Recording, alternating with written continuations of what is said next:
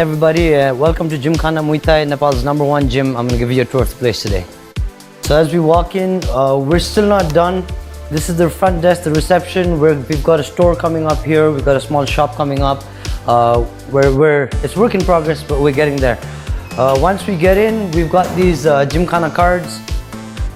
Every member gets the RFID card. This is where we have all your information. So whatever you do, once you join, as soon as you enroll, every member is given their own RFID card, and this is what you need to bring to the gym every single day. So here we're gonna enter the changing rooms, men to the left because women are always right.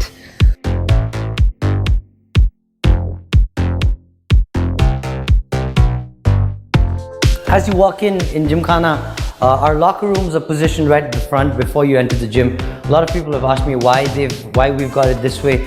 The main reason we've got it this way is because after gym, a lot of people want to get ready. They have parties to go to, events, weddings, whatever. And most people don't feel comfortable getting changed, getting dressed, and then walking all through the gym where everybody's working out, having to change their shoes outside. So at our gym, you come in, you take your shoes off inside the gym, so you don't have to take it off outside. There's no smelly entrance of shoes and socks. And as you come in, this is the locker rooms. We've got over 300 lockers on each section, on the men's section and the women's section. The jacuzzi is currently under maintenance, so the jacuzzi should be running. We've got 6 showers on each side, which is more than any other gym in the country. We've got our dry sauna, then we've got an infrared sauna, which is the first of its kind in Nepal. There's only one infrared sauna. And then we've got a steam room. Welcome to Gym Khana.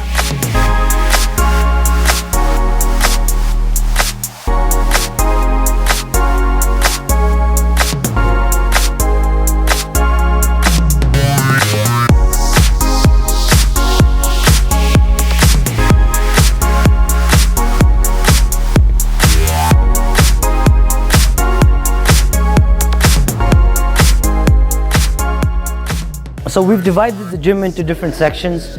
On your left, we've got the Muay Thai and the boxing section. We've got aqua bags, which are completely new in the country. In fact, they're very new in the world as well. People are just starting to adopt aqua bags and using more of aqua bags. We've got our 6-foot bags for Muay Thai, for your low kicks, mid kicks, high kicks. We've got uppercut brackets. We've got speed balls. We've got double-ended bags. Yeah, everything that you need in a fight club, in a Muay Thai gym or in a boxing gym, we've got it all. On this side is our functional fitness section. This is the AstroTurf, which is kind of like the common section. We use this for our warm-up for Muay Thai, and then we also use it for a big part of the functional fitness. We've got 4 rowing machines, tires to flip, GHD machines, obstacles, steppers. We've got real Olympic bars. We've got battle ropes. So these are battle ropes. A lot of our boys are going to be working on it. You've seen it. We've got climb ropes. We tie it this way when they're not being used. When we need them, we just open it out, lay it out here. Box jumps for for jumping, for your explosiveness. Timer, stopwatch, clock, ab roller, kettlebells, real plates. So these plates, if you can see, a lot of people don't pay attention to the whole size of the plate. Especially if you're doing functional fitness, you need your whole size to be this big so that your Olympic bars fit in. If you have the smaller ones, those are not for functional fitness. Those can be used for isolated body parts and for bodybuilding, but for functional fitness, for CrossFit, for stuff like that, we recommend we get the real plates. So this is our punishment board. This is where we write the workout of the day, or the WOD. Every day we change the workout of the day. Every day we have a different workout. And out here we follow a lot of principles of CrossFit. So what we don't allow is repetition. We have minimum repetition. So the WOD that you see today, you would probably not see it for another 3 to 6 months. Sometimes you never see it at all. Every day we know what's going to happen so that we can track your progress accordingly. We know what you were like when you first came in. We know where you're going the next day. You get your proper mixture of strength, power, your metabolic conditioning, and your cardio. So we want to make sure gymnastics, we want to make sure we get all aspects of fitness and we don't keep it repetitive. So This WOD actually is more significant than most people would realize, because we've put in most of our hard work into this board where we write the WOD. So this board is quite important for us. Right here you'll see our monkey bars, like we call them.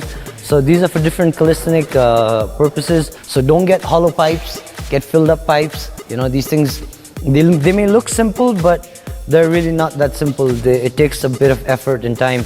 This is our monkey bar. This can be used for so many different things. Moving back and front, up and down on this one. You can do chin-ups, you can do squats, you can use it as a power rack. You can do muscle ups on that one. We can have, these are our Olympic rings. So the best workout for your core, I would say, is gymnastic work, and nothing gets you there better than Olympic rings. So we use these for various purposes. They may look like simple rubber bands, but these things are close to indestructible. They're really, really good. We got premium quality resistance bands. We've got all different sizes, different lengths.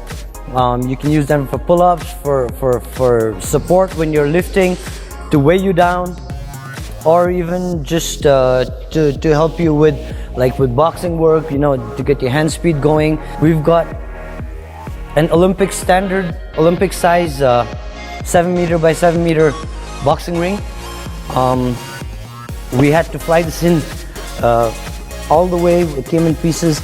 This is a fully customized Khana boxing ring. We've got them on all 4 turnbuckles. We've got our Khana logo there. We've got our Khana logos everywhere. These are our Muay Thai mats. Like the sign says, we don't allow shoes and egos beyond this point. So on the mats, there are no egos and there are no shoes. We're all equal. We all come here to grind. We all come here to work hard. And we all come here to become a better version of ourselves every single day. As we move on, I'm going to show you some of our machines that really stand out. This is the Jacob's Ladder 2. This is definitely the only Jacob's Ladder in the country. Voted the number 2 cardio machine of 2017, and the reason they voted it number 2 is because not all gyms have them. Not just here, but even in the West or in developed countries, not every gym has a Jacob's Ladder. So your accessibility to a Jacob's Ladder is a lot harder than your regular machines would be, which is why this was voted number 2. Then we move on to the Concept 2 Ski Erg. This is basically a skiing machine. So the workout that you would get by maybe skiing on the Alps or skiing anywhere, you can actually get that workout here. If you go into the workout, you can choose from just ski, select workout, games, memory. There's a lot of different things. So if you go to, say, select workout, you can choose which one you want from here. If you go to games, you can play fish game, darts. So then we move on to airsoft bikes or assault bikes, air bikes, whatever you want to call them. Air bikes are the new big thing, you know, because rather than sitting on a stationary cycle and just cycling, or rather than getting on the elliptical, which a lot of people are used to in Nepal. A lot of people ask me why I didn't have the elliptical, because we have airsoft bikes or assault bikes. And these bikes will get you at least 300 times the results. This is a multi-station jungle. It's about 17 feet wide, 14 feet this way and 17 feet this way. Everything you see out here, we've only got gold standard equipment. Everything is precise to the dot. We've got curved treadmills, first of its kind in Nepal, really good for your knees. You've got a power station, Smith machine, so this is more like the power side. We've got a lot of leg work, leg exercises, leg machines out here. We bought the power station, but we built the power platform. This is one gym where people don't come and do hours of socializing. That's something I've realized. Like, I've been in so many different gyms in my life. I've owned gyms, I've been members. I've been a member at different gyms for the past 17 years of my life. I've been going to gyms, but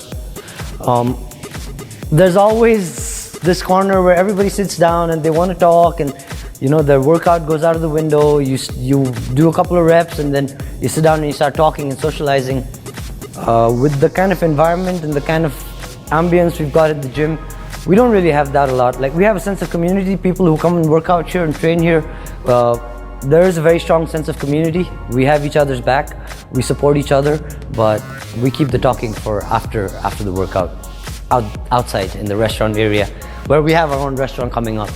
Now we're gonna move upstairs. I'm going to show you the beach cycling section. This is still work in progress.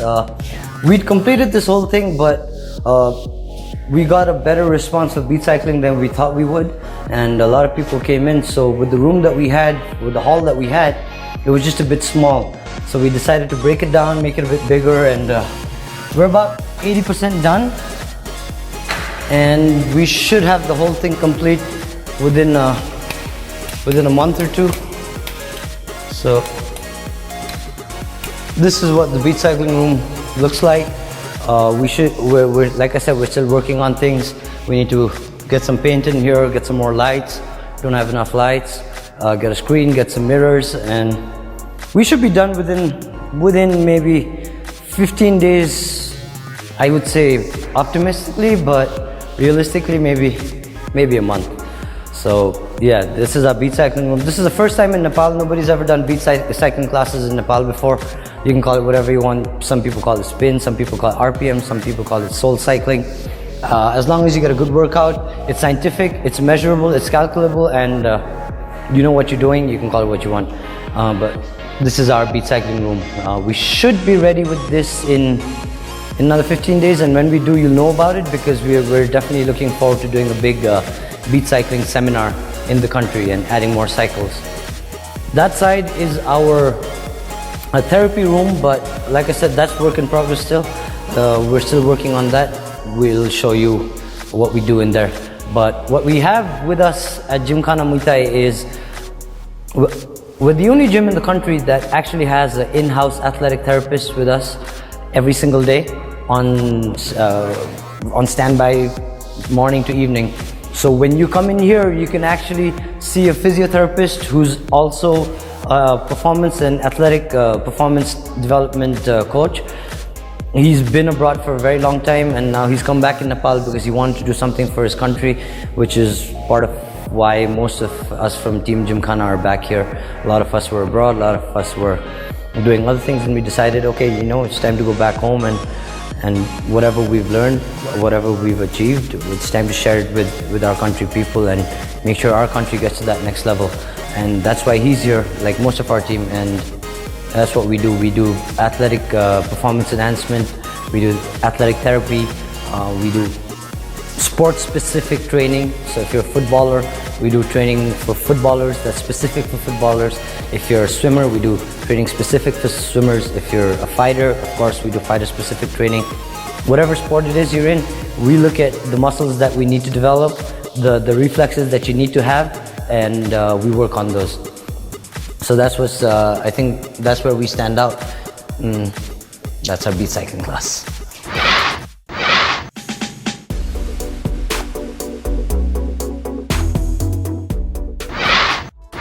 So I have a degree in business management from the University of Stratford, but and I've always known that I wasn't cut out for a desk job. Like, I could never see myself in a bank or in a corporate house or anything of that sort. Nothing against those people, but it's just not me. And so I always knew I'd be doing something different. I got into Thai boxing, and I kind of knew right from the get-go that I would spend my life as a Thai boxer or in this sport.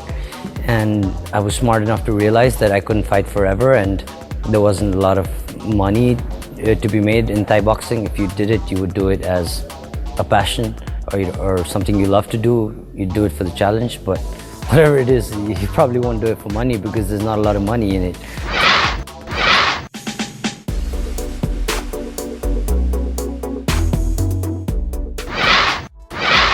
I didn't necessarily plan on owning a gym. It just happened like that. Like when I was in Delhi, my trainer, we used to run a gym, decided we wanted to expand, and asked me if I wanted to be part of it because I used to run most of the classes anyway, along with him. So that's how I stumbled across and opened up my first gym. I've been planning Gym Khana for about the past 5 years. The road work in Nepal, we've been planning for about 3 years. Construction work alone has taken me over a year.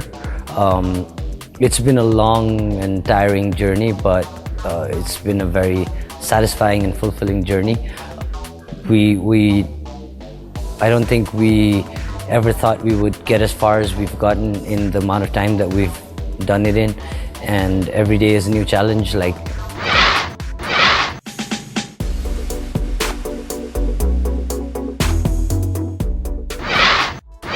there is no typical day at Gymkhana. Every day there's a new surprise. Every day there's something else happening.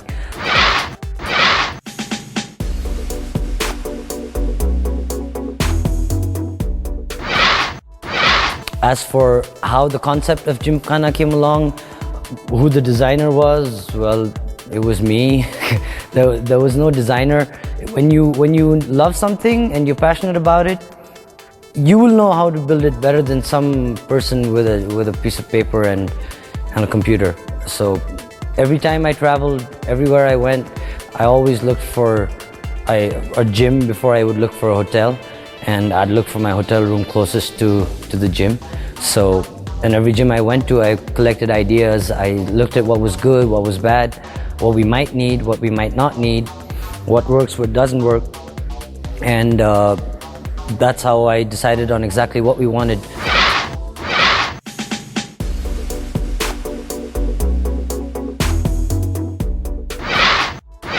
When we opened Gymkhana, the first thing that I knew we would need, after the equipment and infrastructure and everything else was there, but you could have the best facility, the best equipment, it's all useless without the right team. So the first challenge then was to get the right team together. We wanted to have like-minded people, driven by passion and not money. We wanted to have people who were willing to learn, who didn't think they knew everything, and would accept the fact that there's still a lot for them to learn.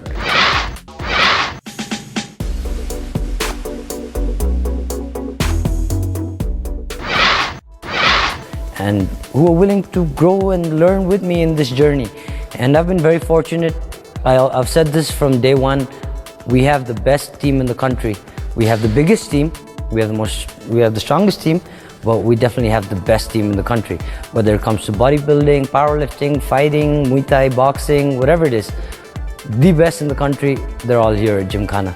And that's kind of what's brought us the success that we've had in the little time that we've had it in is Team Gymkhana. There's never been a gym like this that built to this magnitude, where people saw a gym as something more than just a place where you go to kind of spend some time. It's your hobby, get to know a few people. So when we did this, we had a lot of eyeballs on us, and our team is very young. Like we probably got the youngest team in the country. So that put even more eyeballs on us, because the attitude was, they're just a bunch of kids.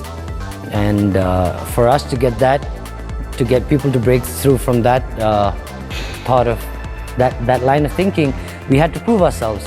And we went out, we started competing, we started taking part in every competition there was, and we started winning every competition. Like I said, all the facilities, equipment, money can buy those things, but teamwork, you need to build on that. And we're very lucky to have the best team in the country. Team of investors, team of clients, our members. We don't see our members as just members, they're part of the team.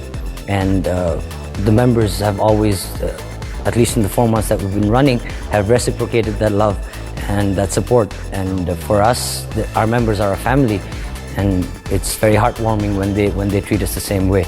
So Team Gymkhana is what's special, and Team Gymkhana was the vision I had.